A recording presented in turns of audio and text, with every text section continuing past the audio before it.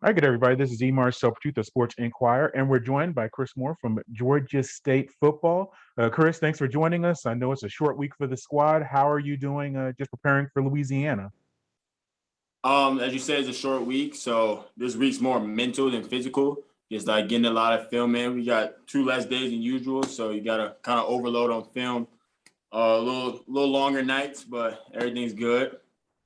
Yeah, you had a big day against Georgia Southern in the last matchup of the last time team was on the field. 8 tackles, big interception. What about that performance, and how big was that for the team to get a victory over Georgia Southern? Really big for the program. It was just preparing all week. It wasn't a surprise at all. For me or the team to win. We had the mindset on the week was to win, regardless. There was no doubt in our mind. So we went there and did exactly what we practiced all week. Yeah, taking back to that interception, that was a big play for you. What did you see on that play just to put yourself in a position for the pick?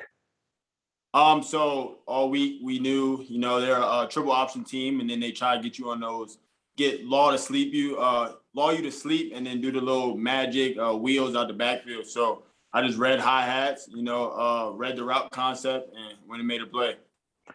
Yeah, we've spoken with Coach as far as the media goes about the first few contests. The team was not creating turnovers, not getting fumbles and interceptions.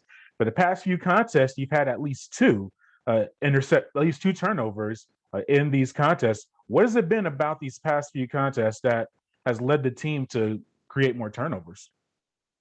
Well, in our just throughout practice and our scout periods and in our team periods against the offense, there's been a real emphasis on getting the ball back, whether punching at it, going to get turnovers in the air as a secondary, just figuring out how to get the ball back and create extra possessions for the offense.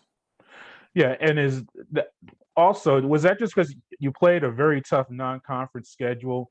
You're facing really competitive teams. Was that what when you look at that experience? Do you think that prepared you for conference play now that you're in the middle of it?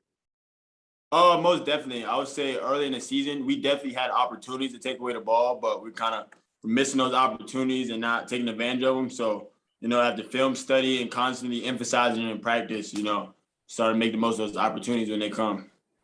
Yeah, let's go to you individually. You have an interesting path. You spent 4 years at Virginia. You played collegiately there. Before we get to where you are now, being a 60-year senior, super senior, I guess is what the term is. What led you to continue playing football and come to Georgia State when you first made that decision?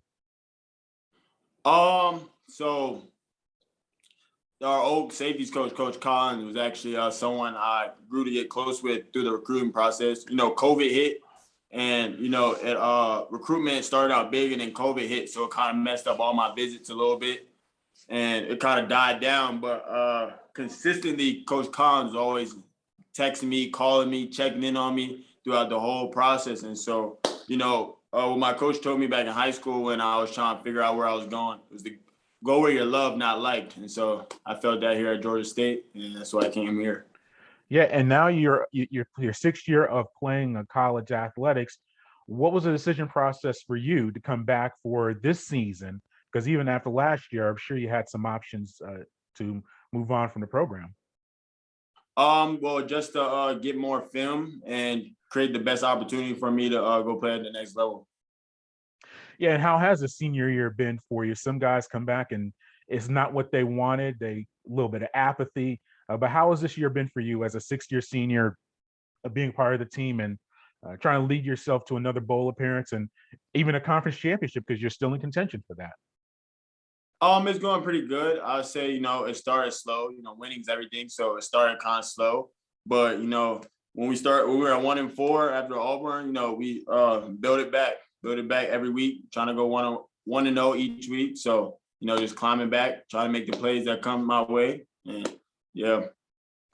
And now let's go to Louisiana, who you face this upcoming week. A very tough opponent, a dual threat quarterback in Lewis, likes to run the ball and throw it. How have preparations gone for the team on the defensive end, preparing for an offense that you know is very versatile? Just giving respect where respect due. One's a very good player, but we just know we got to contain them. Just how last week with Georgia Southern, we knew they had a very mobile, athletic backfield, but just containing it.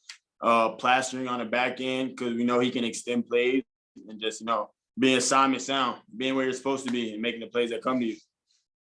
Yeah, that sounds like a lot of veteran talk. Is that something would you have been able to talk like that as a freshman earlier in your career as far as breaking down all that Probably stuff? not, but yeah, now I know, right? Probably not as a freshman. But yeah, and you mentioned your future as far as getting film. Do you feel that you have been able to produce this year and put yourself at least in an opportunity to continue your career professionally just from what we've seen from you this year? I think so. I think just the most important games you play, like the Auburn game, I had a pretty good game, and then this game. But as I said, there's still 46 games left for us. 46 games. Hopefully, we get 6 of them left. So a lot more plays to be made. All right. Well, we appreciate the time, and I know it's a short week, and you got a quick turnaround. So we thank you for spending some time with us, and safe travels to Louisiana. I appreciate that. Thank you.